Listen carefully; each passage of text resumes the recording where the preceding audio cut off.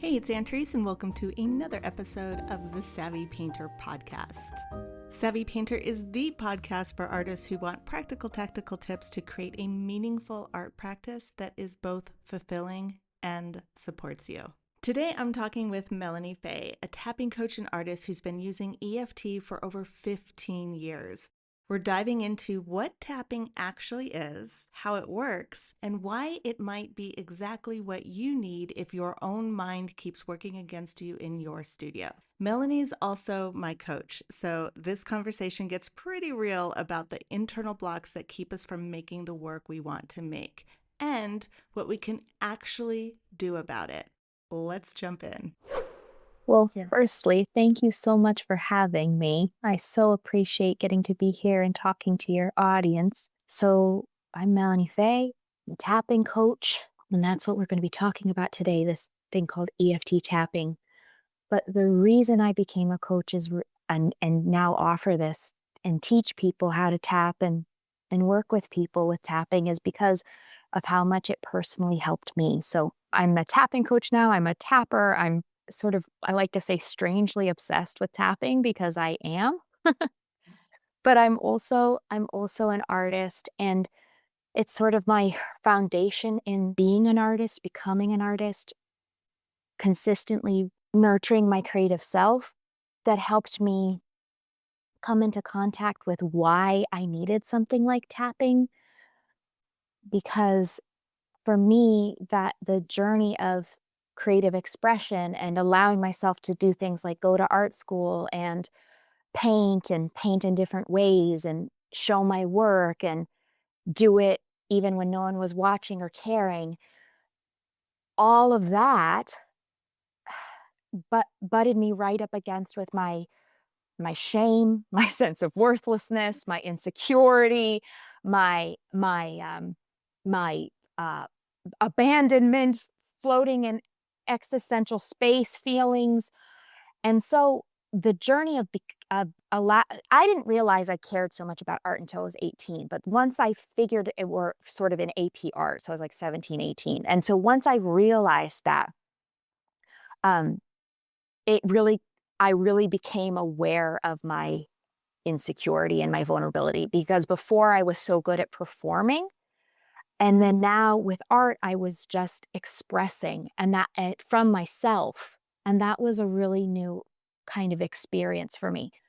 So what I mean is, uh, it was the rawness that came up in that like sort of authentic connection with my art self that helped me realize how much support I needed. And then I'm sure we'll get more into it, but then tapping became the thing that I used to give myself that support. It's truly, changed my life, with other tools as well. Yeah, yeah.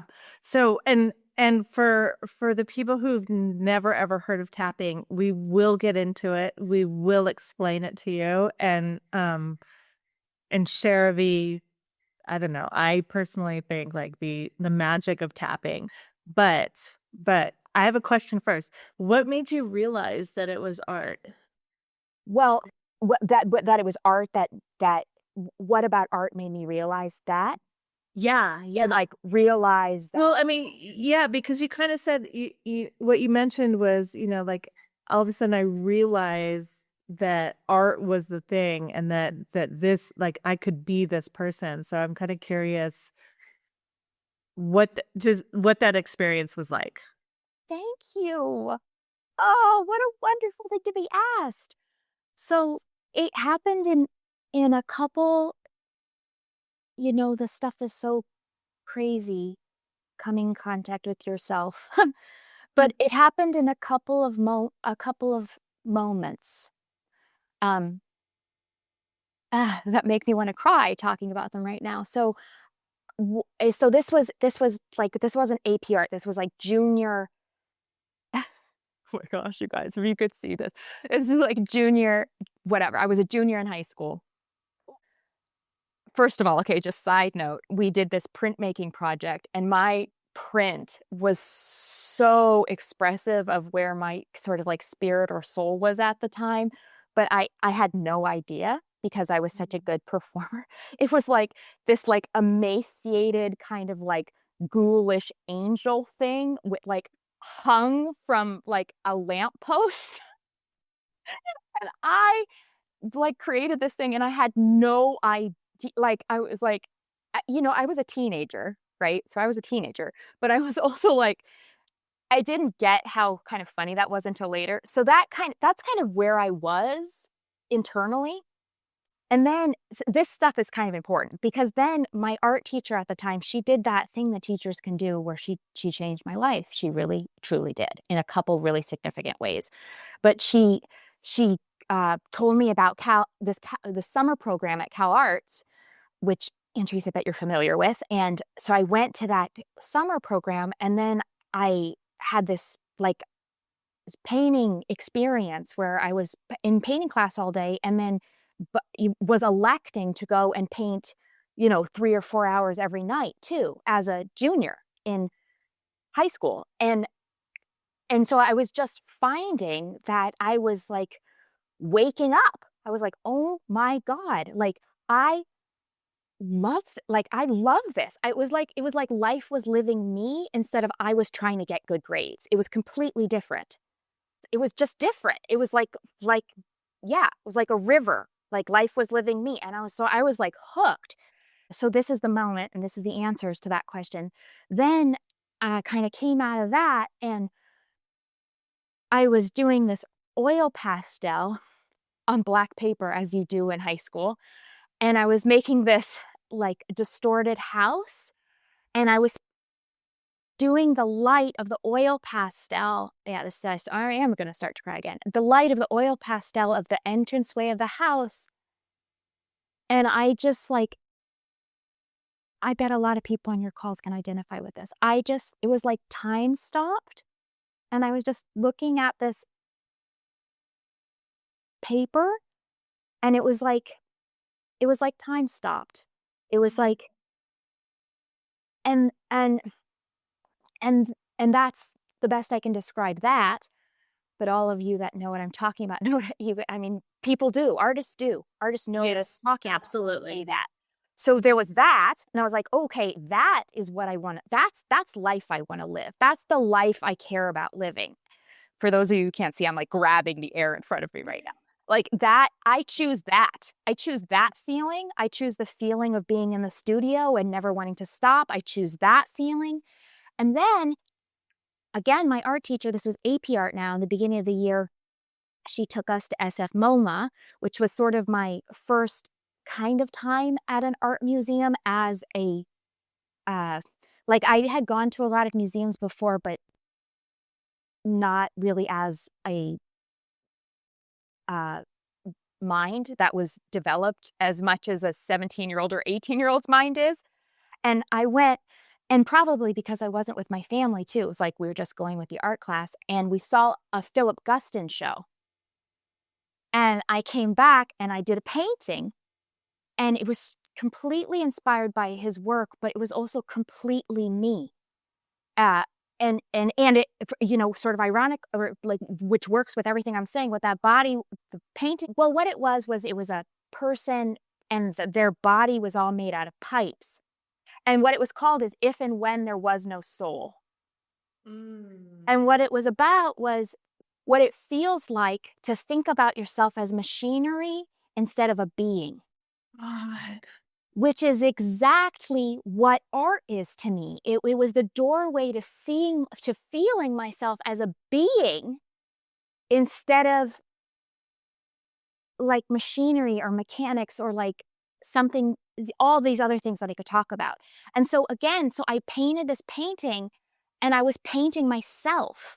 And so it was like the painting, I'm yelling at you all. The painting was holding me.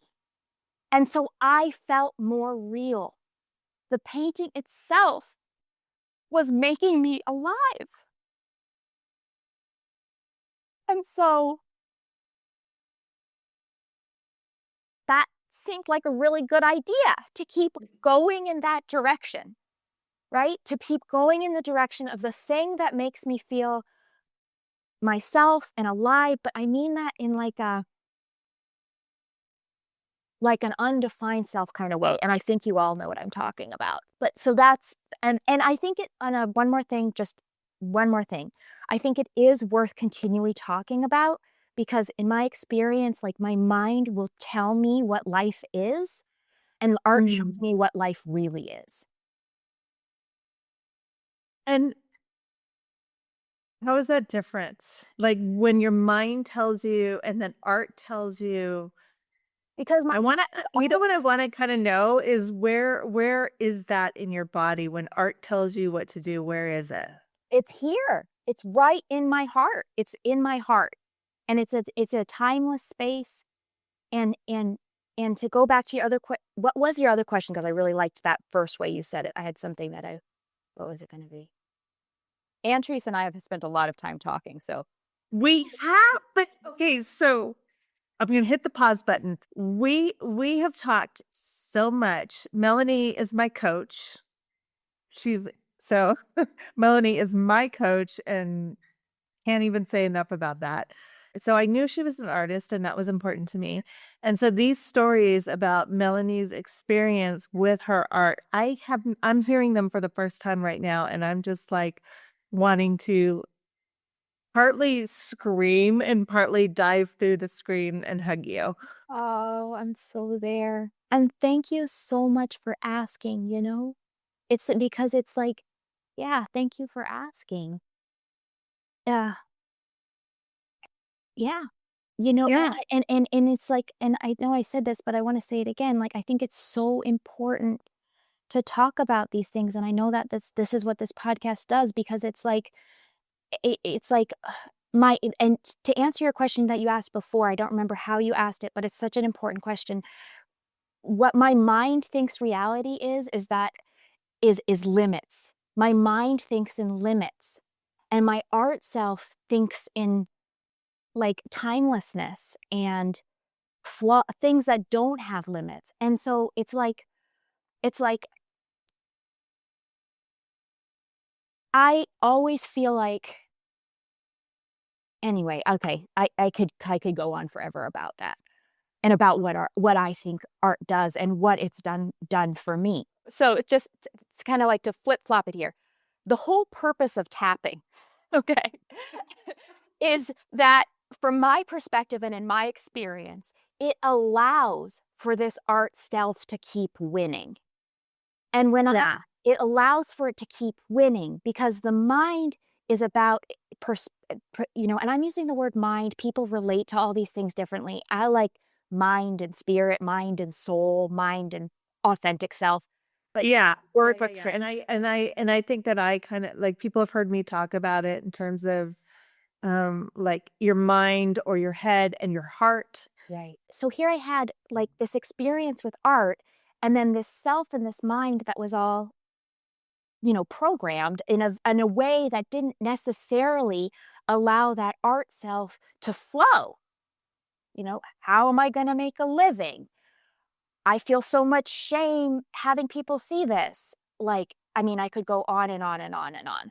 Like, this is my identity in relationship with people, and it's totally different than my identity that's coming up as I'm connecting with myself. And how do I mix these? And so, tapping is the thing that I found that I use. I've done it for like 15 years now to allow that my art self to keep, like I said, to keep winning, to keep that part of me, to keep nurturing that part of me, despite the fact that I am also truly drenched in fear, which is completely normal. Look at the world. Look at the Mm. world. So it's like, I don't expect myself to be rid of the fear, but I do deeply, deeply believe in that when we bring our art selves forward, and that's, and we could also say for other people, it might be authentic self, but when we bring that energy forward, that energy that just wants to be in the studio all the time, or that energy that just wants to live, that we're also, that we're also helping humanity and the world because then we're expressing and being from the place inside ourselves that is already in harmony with everything. Yeah. And instead of the programming that is really scar tissue from living an embodied experience. Yeah. Yeah. And I mean, we both know this is so fascinating to me, and we will get to the tapping, but we've just never talked about this before because we're always so focused on tapping and on other things when we typically talk. So, hey you guys, you're welcome. You get to experience me and Melanie totally just loving on each other for a second. But this whole concept of art, and there's your head and the intellectual side, and that is why so often we will say things like, well, I understand it, I know, but I still don't do the thing that I want to do. And the thing that you want to do, I think, is on your heart level. Mm. And that's the art level. It really, really is. And it's a whole different level of communication. It's a whole different level of being. It's a whole different level of existing as a human. And I truly believe we all have it in us. And a lot of us have been taught that it's not okay to feel that way, to be that way, to do the things that we love to do because fill in the blank, which is I'm not even going to go there. But this place right here with our art, it's everything. It's everything. Absolutely. I completely agree. And I love that you use that word communication because that's what it feels like. It when for me when I'm making art, I'm communicating to everything around me, but I'm also communicating to myself. Like I don't know if anyone has seen I have a 5-year-old and I don't know if anyone's seen Brave, but they have the will o' the wisps where the wisps show up, and there's these little blue, although I think it's part of actual folklore too. But you follow these wisps as they show up. To me, that the act of mark making is like following the will of the wisps, and then it comes out, and that's that expression, that communication that's now born, and then you can see it, and because you can see it, you can feel it, but it's already there. Yeah. Like, Yeah. it's coming out of you, it's already there, it's just yeah. You're giving it permission. You're giving it permission, and also, at least for me, it's like and, you know, we have a whole tapping workshop where we do this, where we make art, and then we communicate with the art because the art for me, like, even though all the information's inside of me, I actually don't get it until it's on the canvas or in the sketch, and then I see it there, and then I understand. Just like when I was saying in junior high no. As a junior in high school, I did that angel that was like a ghoul and like malnourished and like hanging, right? I like that is how my quote unquote soul felt.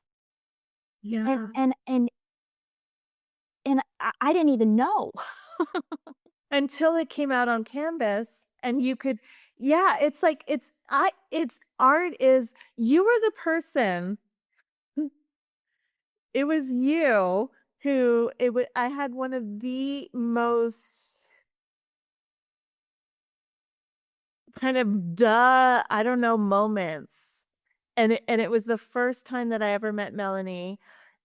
She was a guest in somebody else's program, and she did this weird tapping thing. I know there's a lot of people who know what tapping is, and they're like, yeah, yeah, yeah. And the other people, there's the other half that's like, I have no idea what you're talking about. We're gonna get to it, I swear.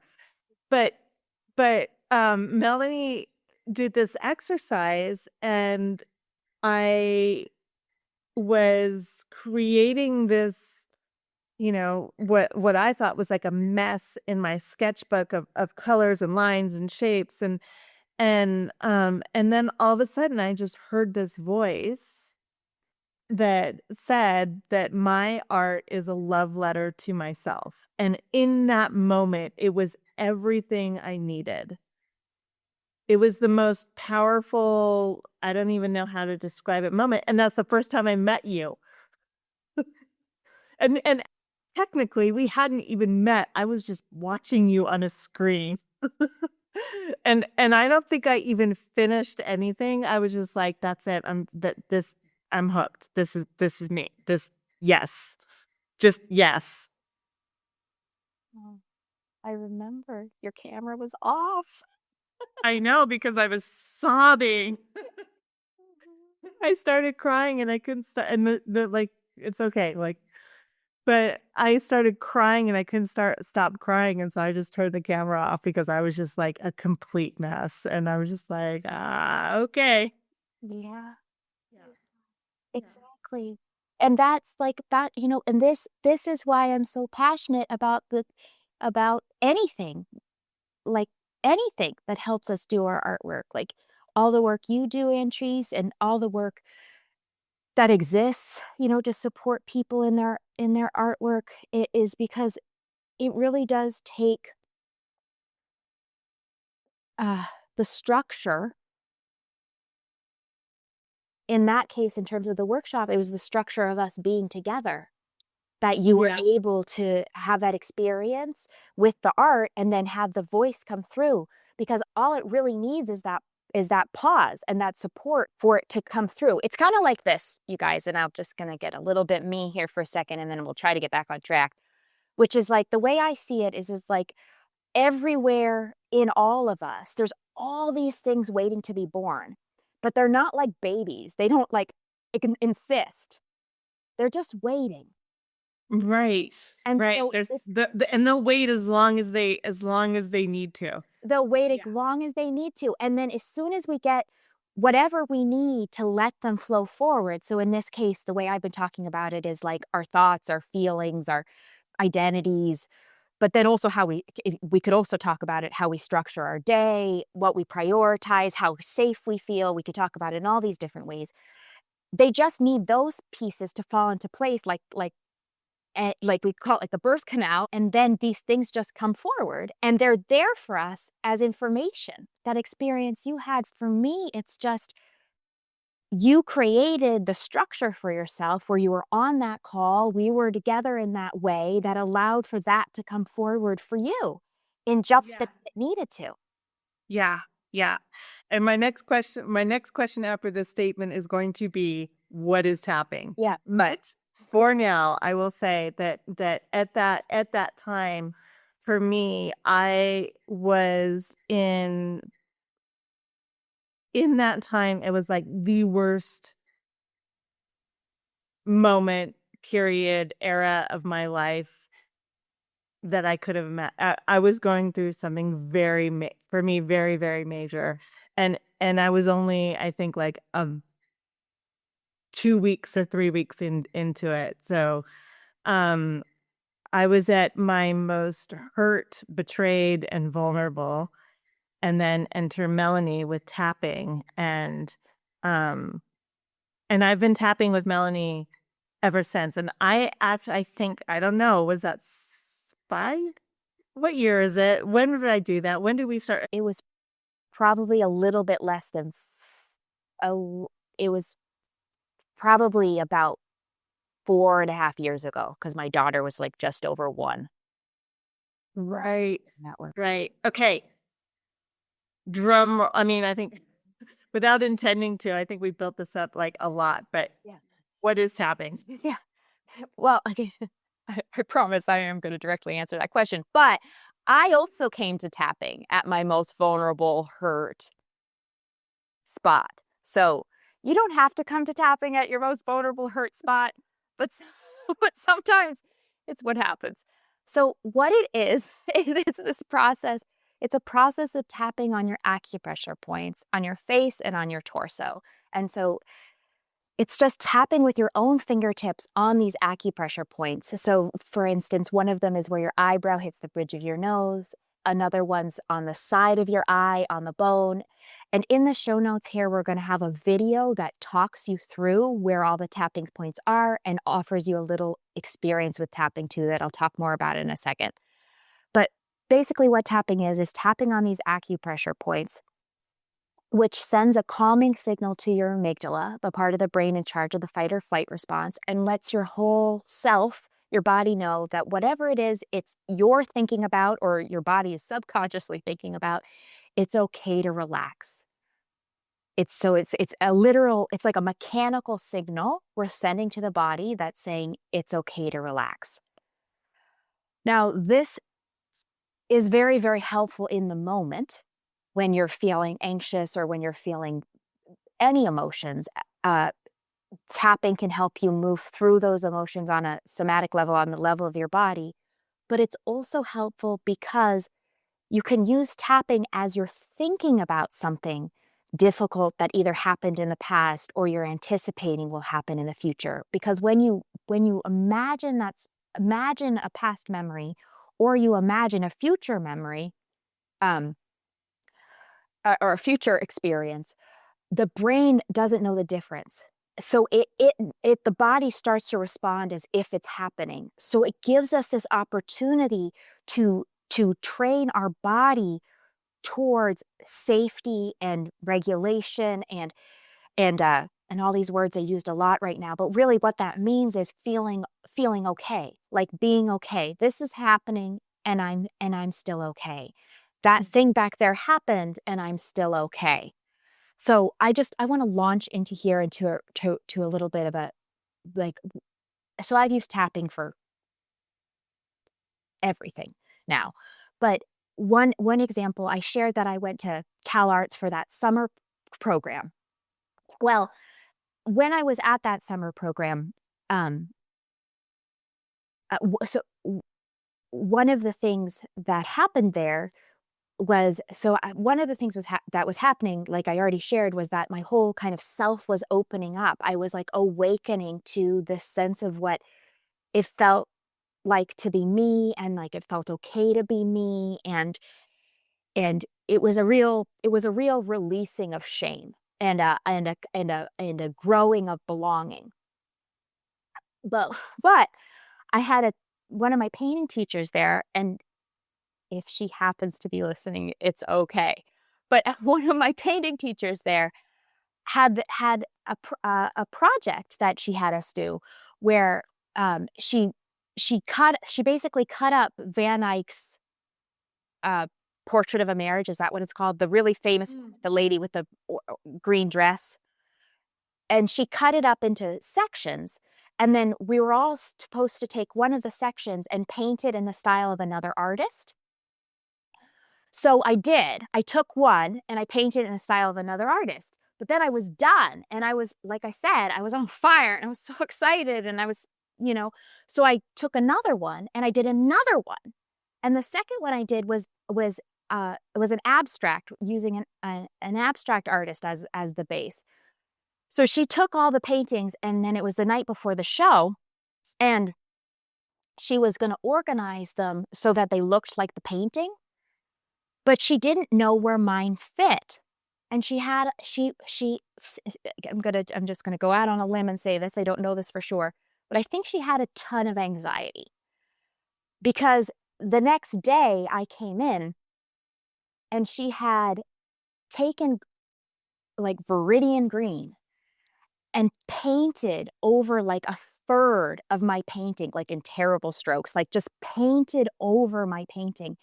And and you guys, part of my mind is like sort of not embarrassed, but like, wants to minimize. But this was so foundational. Like it was, I saw it, I couldn't move.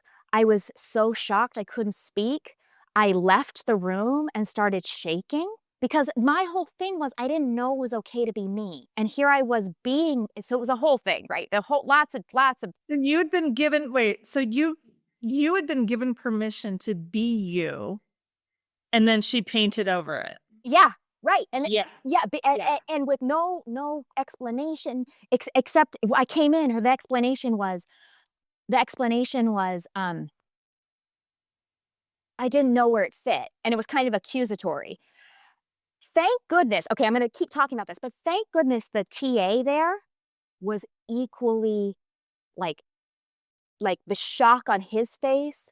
And so for any of you who know anything about trauma, one of the things that can make a traumatic moment, not that I'm calling this a big tree trauma compared to other things, but in terms of how the nervous system is responding to things that are happening. One of the things is, do I feel alone? So thank goodness he was there, because his shock made me, it stabilized me in a certain way. And I really was, I left the room, I was shaking, like shaking, and he was there, and he was basically like, his face could shout like, this is not okay, like, it's okay what you're feeling. He wasn't doing all those emotional words, but he was saying that, and his like anger at her was really obvious. So anyway, so this is one of the things that happened like really early on in what I would call like my artistic development, or my artistic self. And it's the type of memory that I was able to go back to with tapping, to feel safe again, being myself in relationships with authority and things like that. And because although my rebel side is able to be like, F you, I don't care, the truth is I can't create from that side of me. Right. Because that's not the work that I'm actually interested in making. I could, if that was the work I was interested in making, that'd be one thing, but it's not. The work I'm interested in making always has a different connection to myself and vulnerability. So it's been really helpful to be able to go back to those memories where I was really felt shame and like confusion doesn't even cut it. And release those feelings, so that that teacher can just become a person that had anxiety, and not a threat that lives inside my being and my body as I'm creating. And that's just many examples. So how does tapping do that? How tapping does that is, what we do is we gently, okay? So gently, and if you're new to tapping, I would say with guidance, especially if you're working on a memory, what you do with tapping is you gently go back to that memory, and there's certain ways to do it gently. And you go through the aspects of what you saw, heard, sometimes it smelled, felt, thought, sensed in your body. And then you send that signal of safety through your body as you're imagining yourself back in that moment. And what it does is it flags that memory as no longer dangerous. It's still something that happened, but it's not something that that the body thinks it needs to protect against. And so one of the things that I've had to do a tremendous amount of healing around is healing around confidence, because many, many, many times I've been confident and then had an experience of punishment because of it, is how my brain linked it. Like myself, I was excited. As you can tell, you guys, this is the way I am. I had a lot to, I was painting, I had a lot to say. And then this like thing happens, which felt like so degrading. And so my brain would link my self-expression with, I'm going to get in trouble. I'm going to get shamed. And that creates a lot of. If I express myself the way that I want to, the way that my voice, my inner sense is telling me, on the other side, there's something highly negative. Exactly. Yeah. Instead of reward, right? Which would encourage me forward. Yeah. And many of us, almost all of us, because the way the world is, right? The world does not know how to accept us all as we are. We're all in this process, I think, of trying to create a world that does that. But we all of us, I think we have, like I said, this emotional scar tissue around just being our genuine self gets this pain associated with it, and then we start to clam up and shut down, and sometimes we don't even realize we do. And so we do things like stop dreaming, and that is the worst thing anyone can do, in my opinion, because stopping dreaming is buying into that this is the reality. And when I say this, I mean and it can't be changed. And that's why I think I'm so passionate about helping artists, because I think for me, art is the way that we get to be ourselves. And the more that we allow ourselves first, and then each other second, to be who we truly are. We are, and I believe this so hard. We are making the world a better place. We really are. The word whole is coming into my mind. Once I am whole inside of myself and I'm able to create the work that I want to create, which really is me just saying, hey, this is me. This is what I think. This is who I am. This is my experience as a human being in this world, in this moment. Here it is, right? When I do that, in so many ways, I give other people permission to do the same thing. And if we could all just be whole with ourselves, there wouldn't be any reason or need or anything to be anything else or to try to impose anything else on anyone else. I'm trying to say that really vaguely. I know like it's very loaded, but I just think the world is by default a better place and honestly as intended. And I truly, truly believe that we are all creative and we are this is it's another it's the primal language that we were all given. And I think the secondary language is whatever language that you naturally speak, whether it's English, Spanish, German, French, Portuguese, whatever, Chinese. That's your second language, your first language. I truly, truly believe is your art and your visual language. Absolutely. I'm totally Yeah. with you there. Yeah. Something that came to mind when I was hearing you talk is the idea of like, I think it's like when we let you said my whole self and then my art, when we let that art come forward, you know, uh, we could also say self, but in this, since we're talking about art, like when we let our art come forward, the thing about that is I think it's naturally undefended. It's like an undefended energy. It is, and so it's, mhm. There's a purity to it. Yeah. Mhm. Yeah. Mhm. And when something is undefended, it's like it's sort of like it just doesn't cause harm. It slows down the push and pull of of all the other power struggles, right, that are going on in ourselves and Mhm. that are going on in the world. Yeah. Yeah. And so I think like the way that tapping I think is just so powerful and so helpful to artists is, so I kind of alluded to and Melanie did too that for both of us we were introduced to tapping at a sort of an extreme point. I don't know if it's a way to I'm making it sound very melodramatic, I think, but it was a very challenging time.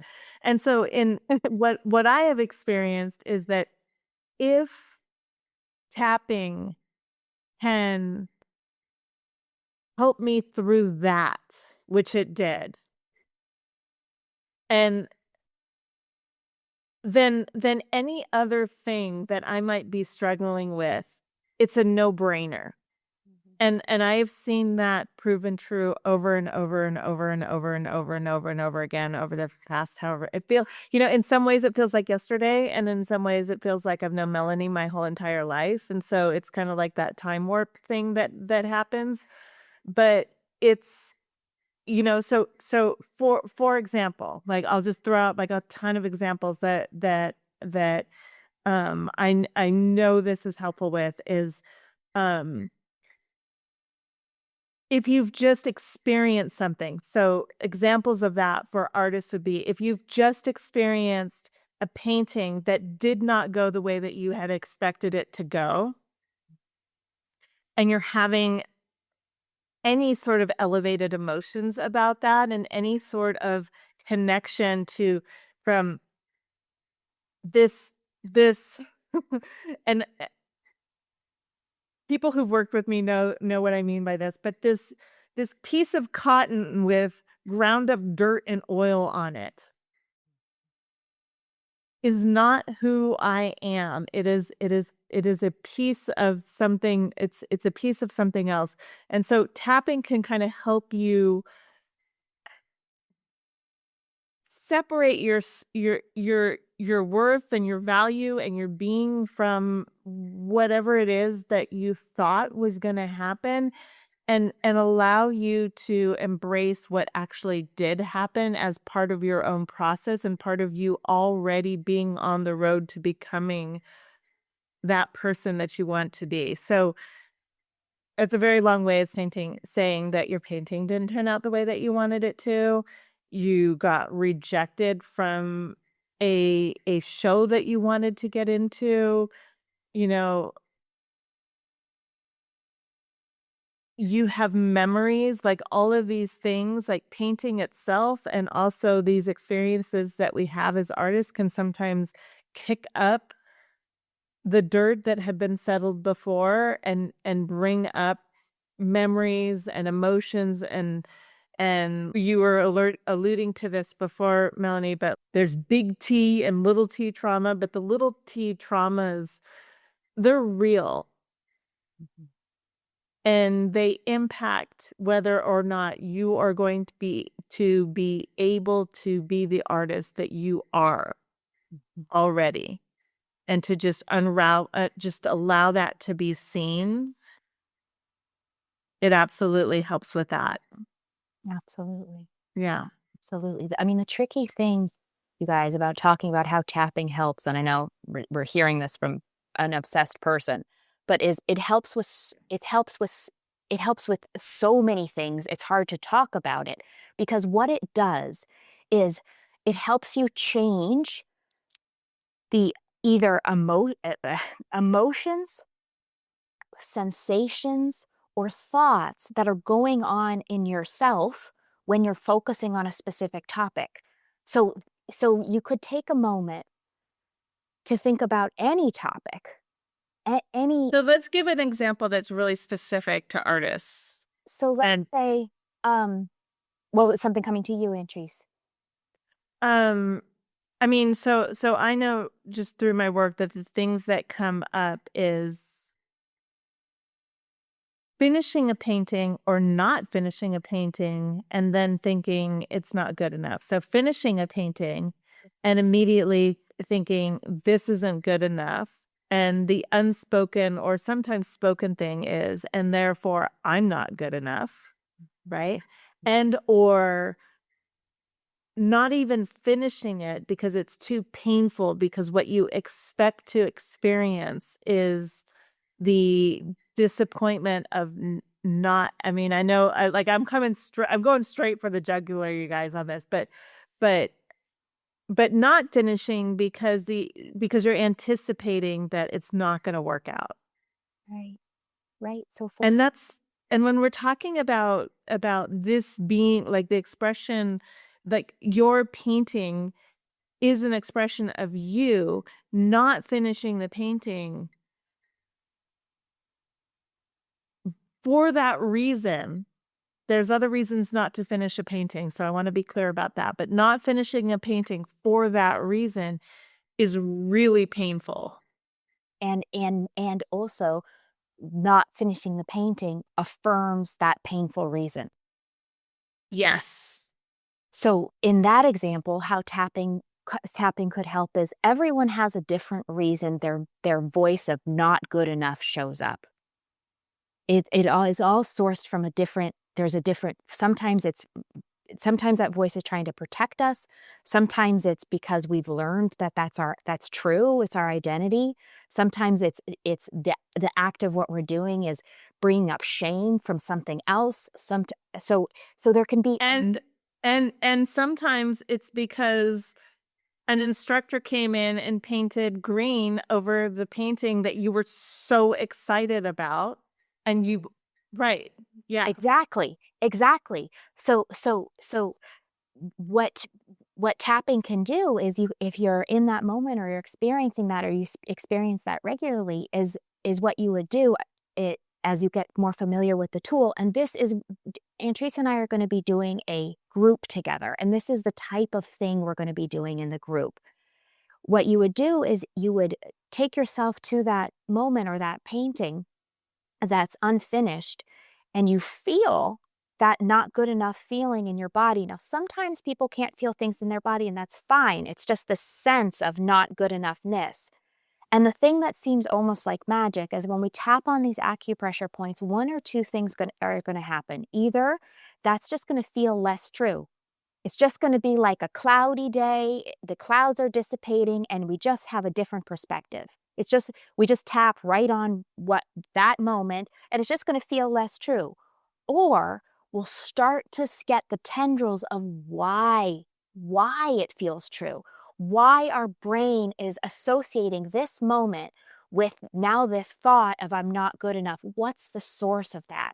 And when we go to the source where it's coming from, and we do tapping for the source, then we no longer need that thought, or we no longer experience that thought because the association isn't the same.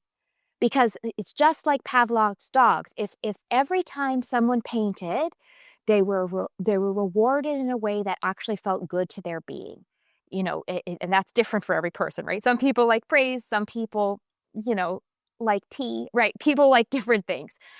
But if every time you did a certain action, you had a history in your being, in yourself, in your lived experience, that it was going to lead to something that was safe and positive, you wouldn't be having that hiccup. You wouldn't be having that need for, or that experience of, I'm not good enough. So what we're able to do with the tapping is we're reassociating that whatever is being associated to that moment of not finishing the painting with something, with a sense of safety in the self, and then it all loosens up. Antrese knows this. I call it greasing the wheels, because we get stuck, but we're always quote unquote stuck or emotionally stuck or tied up in knots for a really good reason that's based on history, whether it's inherited history, or through family dynamics and things like that, or it's the history of our own personal lived lives, or it's, even things that we've just taken in from the world, like, a great one is I can't make money with my art or whatever. So yeah.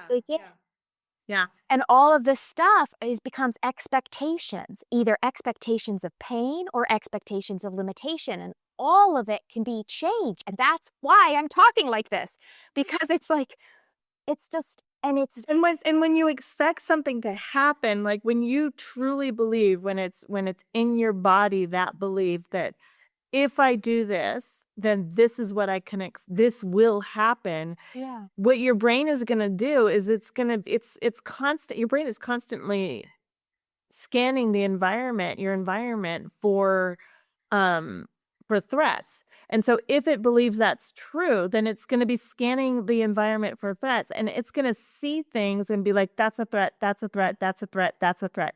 So you can walk into your studio and see a paintbrush sitting off to the side, and your brain is going to associate that with a threat, and it's going to see paintings that are not finished as that's a threat, versus another option for how they could see that is those are opportunities, or I wonder what's going to happen next, or like any number of different ways of interpreting the exact same stimulus. Your brain is going to look at that and be like, because it's waiting for it and expecting to it, it's going to think that's the way it's going to be.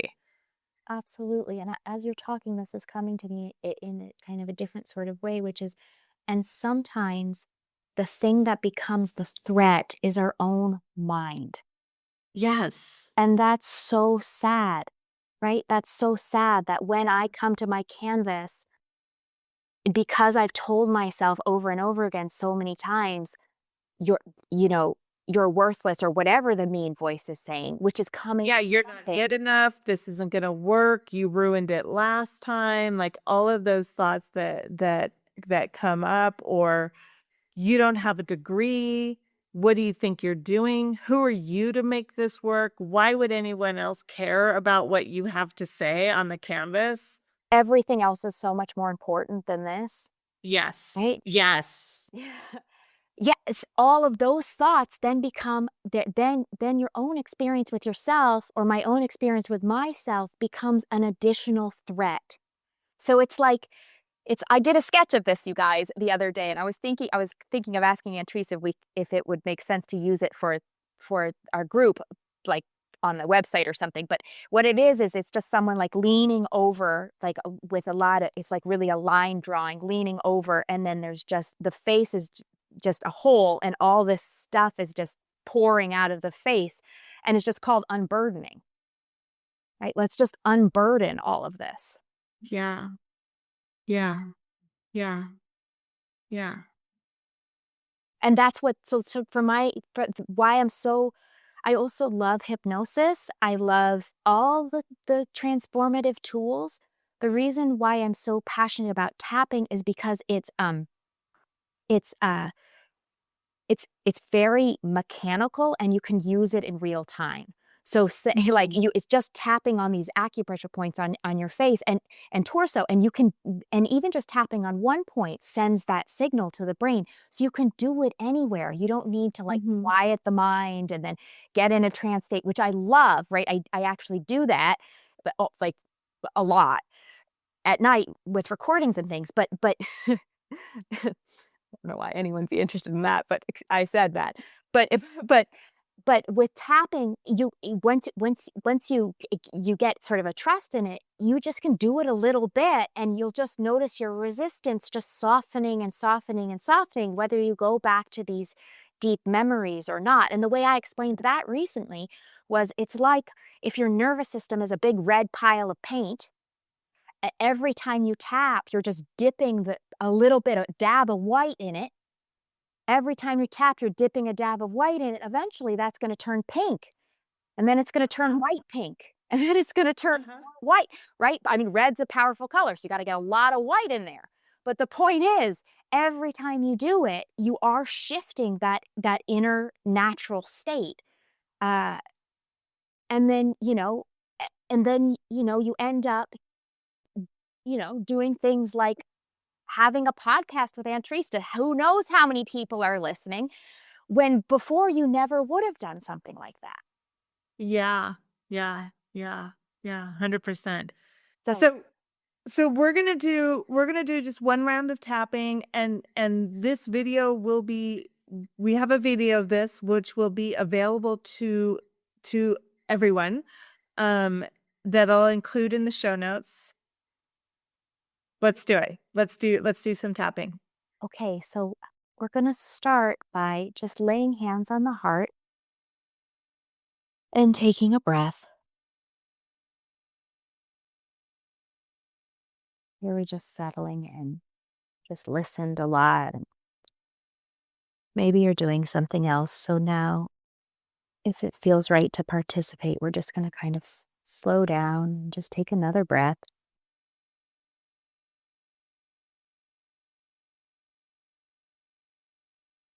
And then I want you to start by just turning your awareness inward.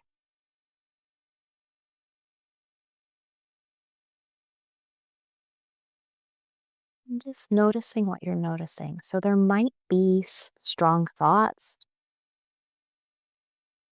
there might be emotions, or maybe there's body sensations. Just noticing what you're aware of, and knowing whatever you're aware of is perfect.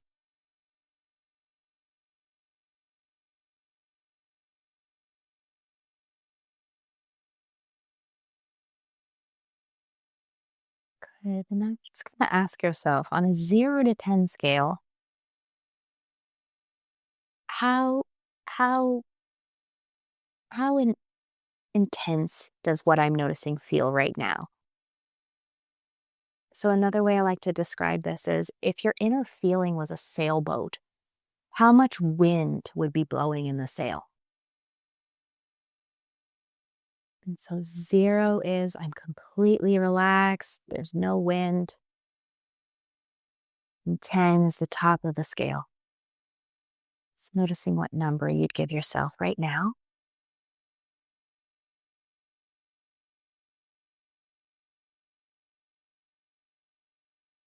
Good. And now we're going to start the tapping and just follow along as best you can. So we're just going to tap on the side of the hand. So we're tapping with one hand on the other hand, right on that fleshy point, right underneath the pinky finger. So it's called the karate chop point. It's like if you were to karate chop something, we're just tapping right there. We're just tapping there. Good. And now we're going to take both hands and we're going to move up to the eyebrow and we're just going to tap where the eyebrow hits the bridge of the nose. Sort of like on either side of the possible unibrow.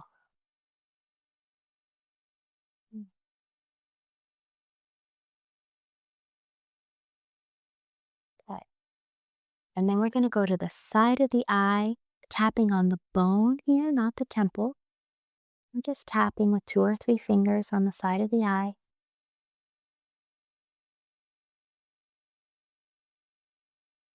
Good. And now we're going to go under the eye, also tapping on the bone.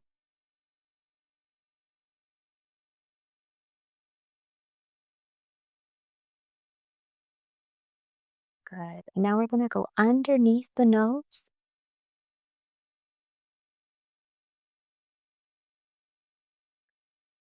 And now underneath the mouth and above the chin in that crease right there.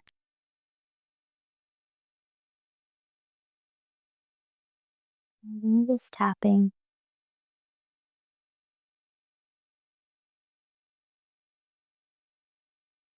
And now we're going to go down to under the collarbones. So under the collarbones and just tapping with all 4 fingers.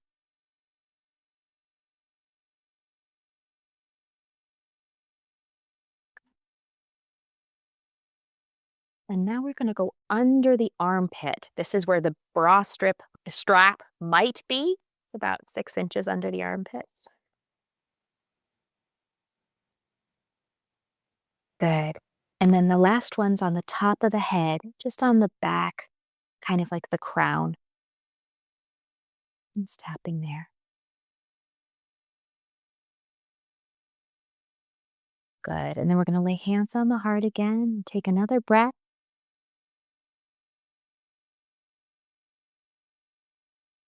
And turning your awareness inward, just noticing what's changed. Maybe the thoughts have become quieter. Maybe the emotion's not so present or the sensation shifted. Noticing what's different.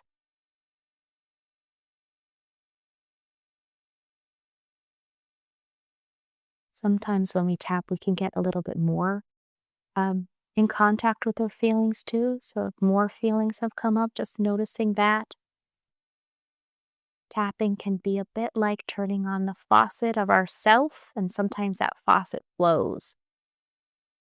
That might be the case as well. So just noticing what's changed. I actually would like to go around and do one more round of tapping. So we're just going to tap on the side of the hand. Good. And we're going to go up to the eyebrow again, where the eyebrow hits the bridge of the nose.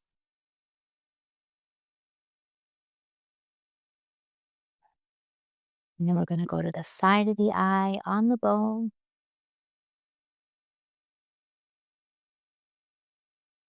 And then under the eye, also on the bone, the eye socket there.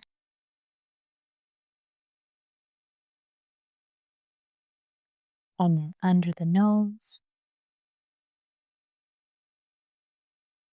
And then under the mouth and that crease right there.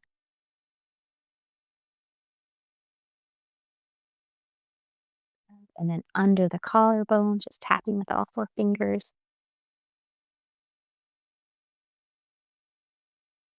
Right, and then under the arms.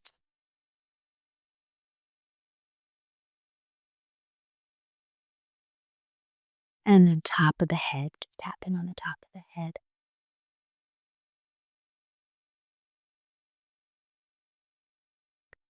Just taking a breath and maybe laying your hand on your heart, just seeing if what you're experiencing, maybe the relaxation came even deeper.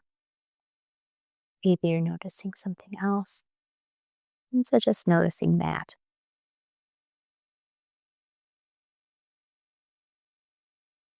Even just doing those 2 rounds of tapping without specifically focusing on anything gives us a way to change our inner state, which is so awesome. Yeah, so awesome. Mhm. Yeah. So in our group, we'll be working together through whatever is relevant um, for the members of the group. So we'll be using tapping to support everyone in their creative process, in them being their creative selves, in unpacking thoughts that aren't helpful, in sh- uh, shifting identities that maybe aren't helpful. Is there anything else you wanted to say about that part, Antrice? What I would say about it is, yeah. So we're gonna be doing this once a month. It is the fourth Wednesday of every month. At 2:30 Eastern. Yes, I had to pause there because I was trying to calculate time zones. 2:30 Eastern. Yeah. Um, so I will have a link in the show notes to a page where you can sign up if you're interested in it. And also a video of us tapping so that it, you can follow along with the video. And and yeah, it's very, very powerful, and I'm super honored and excited to be able to do this with Melanie. So looking forward to it, Antrice. So looking Yeah. forward to it. And that video that we have in the show notes, it's it's it's what we just did, but with just a little bit more guidance, and you'll be able to see me so you can follow along with where the points are.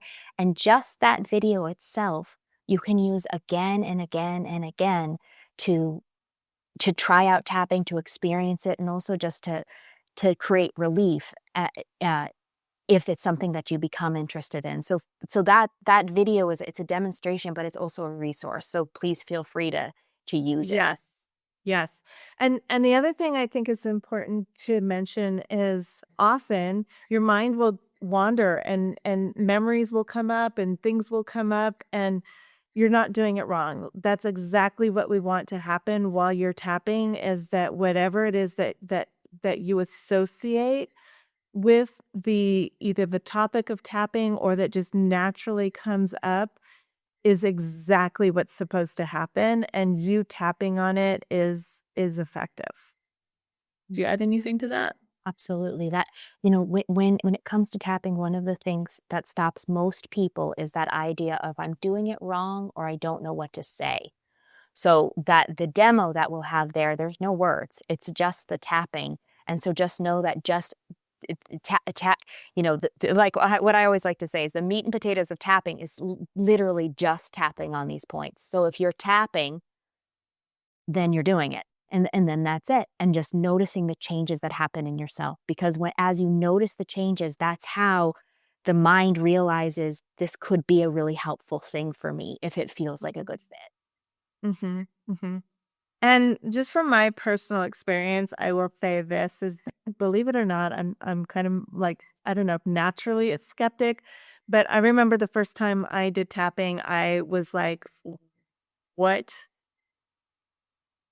the actual are you having me do?" I felt like a monkey, and I was like, "This is the weirdest thing ever." And, what it from knowing what I know now, I mean, I would say it is absolutely amazing. But you can also Melanie, correct me if I'm wrong. You could start tapping by just being like, "Okay, this is really weird, and I feel awkward, and I feel really self-conscious tapping on my face and on my body." and I'm willing to do this anyway, or whatever it is whatever it is that comes up. So I guess what I'm trying to say is if you're tapping and you start to feel resistance to tapping, you can keep tapping. Yeah, it is all good. Yeah. It's all good because, that the resistance itself is coming from something. It's coming from some thought or some feeling that's coming up inside ourselves because we're doing that. Now, this is not to say everyone needs to tap or like tapping, but it just Yeah. becomes very interesting. It becomes interesting because with everything in our lives, we have these internal responses and these perspectives that we apply to them. And the question becomes why? What's that coming from? What's it based on? Yeah. So even if the thing is tapping. Yeah. Mhm. Yeah. 100%. Melanie, thank you so much for taking the time to be here and for sharing yourself with savvy painters. I absolutely adore you. So it's been a pleasure as always. And thank you. Thank you so much for having me.